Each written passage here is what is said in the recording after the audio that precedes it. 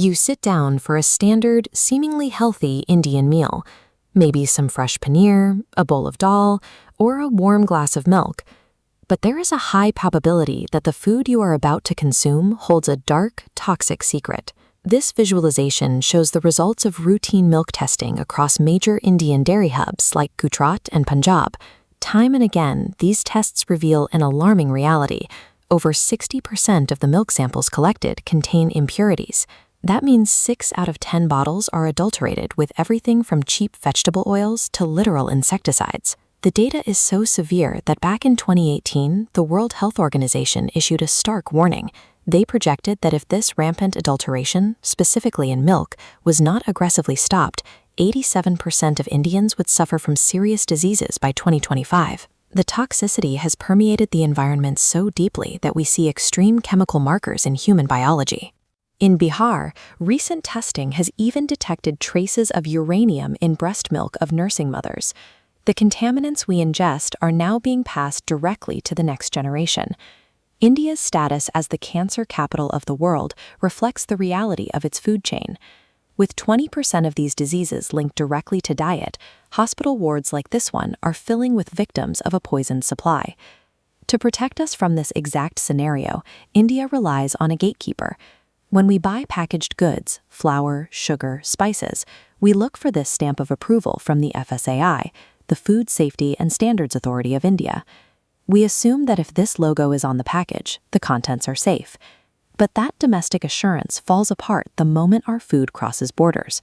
For instance, when shipments of these mangoes, proudly certified by Indian authorities, arrived in Japan, regulators outright rejected them as unfit for human consumption. The rejections don't stop there. Certain breads widely consumed across India today contain ingredients that were banned in Europe over a decade ago. And internationally, multiple countries have blocked shipments of popular spice blends produced by massive, beloved Indian brands due to high levels of contamination. Products that are freely sold and consumed by millions of Indians every single day are classified as health hazards almost everywhere else. The official stamp meant to guarantee our safety effectively holds no weight on the global stage, leaving the Indian consumer entirely exposed. To understand why the gatekeeper fails so consistently, we can look at the official audits conducted by the Comptroller and Auditor General, or CAG. This pie chart shows FSSAI testing labs. An astounding 90% lack proper authorization or specialized equipment to test for dangerous contaminants. We saw this during the 2015 Maggie crisis. Suspected samples sat untested for months in unaccredited labs, lacking end-to-end testing authorization. Because the testing methodology itself was severely flawed and legally unverified, relevant courts and bodies eventually cleared the samples. The product went right back on the menu, leaving consumers in the dark about whether the food was safe or the test was botched. Without accredited labs or functioning equipment, the FSSAI is blind. It operates without the baseline infrastructure required to perceive widespread safety violations as they happen. Here is how the FSSAI sustains itself financially. Its primary revenue comes from issuing licenses, not enforcing penalties. This creates a conflict of interest. To pay staff, the organization must push more approvals, because shutting down suppliers works against their financial survival. The compromise goes all the way to the top. Committees deciding acceptable limits of chemical contaminants frequently include executives from the massive food corporations being regulated. They are writing the rules they have to follow. Historically in India, tampering with the food supply brought devastating physical punishments. Today, a producer caught cutting corners with toxic fillers faces minor fines, which they can easily absorb as a simple cost of doing business. And the stakes of these business decisions are lethal. During the 1998 oil tragedy in Delhi, cooking oil adulterated with toxic chemicals sent over 3,000 people to the hospital and killed dozens, leaving grieving families and devastated communities in its wake.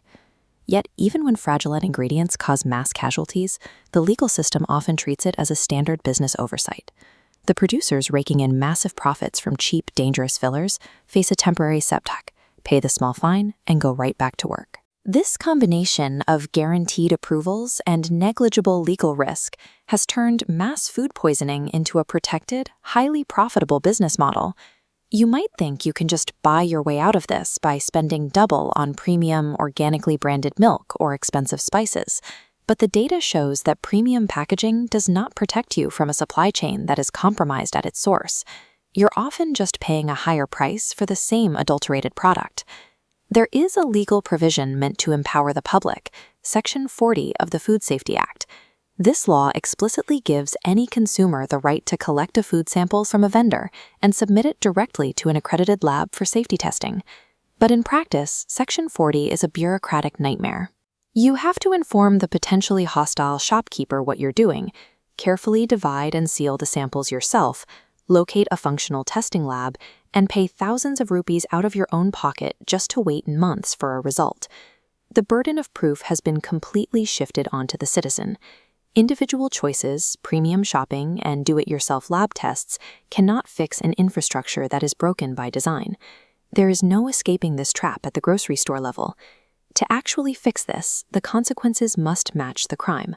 The law needs to be rewritten so that intentionally mixing toxic substances into public food supplies is no longer treated as an administrative error. It must be classified and prosecuted as a major crime of human poisoning. We also have the technology to eliminate the anonymity of bad suppliers. As one of the world's top investors in artificial intelligence, India can implement AI and blockchain-linked tagging. The time to accept this slow poisoning as just a normal part of life is over. The raw materials sitting on our plates dictate the future health of the entire nation. It is time we use our civic power to demand a gatekeeper that actually does its job and protects the people it was built to serve.